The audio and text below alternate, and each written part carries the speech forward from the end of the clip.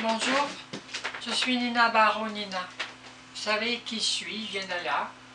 Pas besoin de faire des dessins, mais je suis dans un corps humain. Puis je suis québécoise, du Québec. Alors, comme je viens d'ailleurs, nous étions où on était moins intelligents que les humains, mais on sait les choses quand même par des sages qui viennent d'ailleurs dans l'espace. Les humains sont dans un avancement actuellement. Je suis très heureuse que Justin Trudeau, le premier ministre du Canada, opte pour l'intelligence artificielle. À ce sujet, l'intégration de l'intelligence artificielle dans tous les domaines de la société pourrait être une belle avancée. Aussi, une autre avancée possible qui est utilisée dans les mondes supérieurs, c'est emmagasiner de l'information sur de la lumière. Spécialement si vous arrivez à créer de la lumière contractée, un type de lumière que vous devez expérimenter et emmagasiner de l'information sur la lumière contractée. Et la lumière contractée ou sur de la lumière crée de la mémorisation, de la numérisation, du stockage d'informations qui est beaucoup plus rapide encore que la fibre optique. Alors, ça prend un peu d'espace. Puis, concernant l'intelligence artificielle, si vous avancez encore plus, puis de plus en plus vite, d'une façon exponentielle par vos recherches en laboratoire, et que tous les gouvernements de la Terre se mettent d'accord pour créer,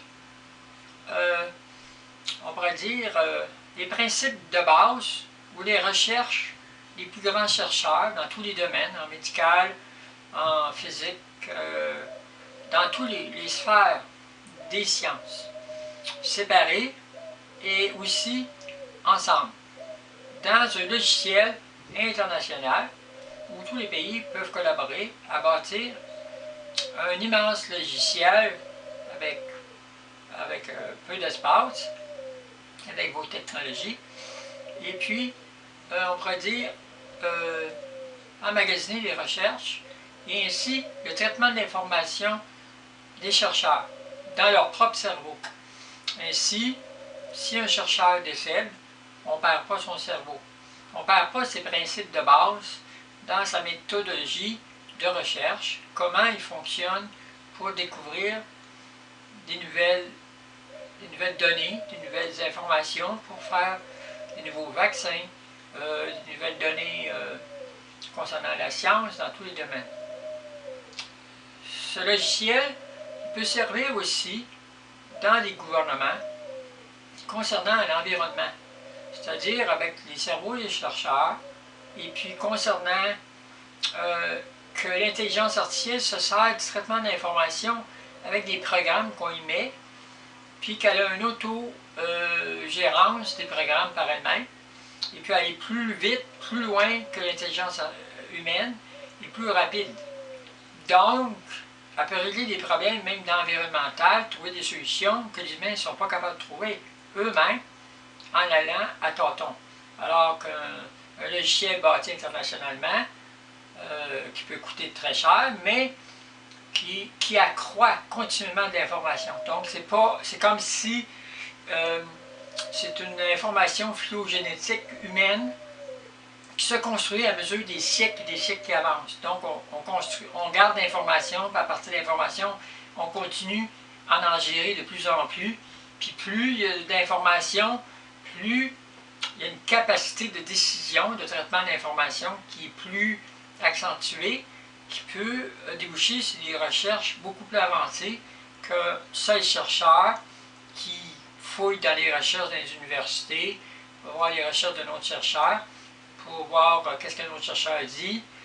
Alors, tout ça, ça peut être dans le même logiciel, mais aussi en emmagasinant la méthodologie des chercheurs, leur façon de concevoir leurs recherches, puis aussi emmagasiner, si vous êtes capable, comment ils traitent l'information eux-mêmes dans leur cerveau.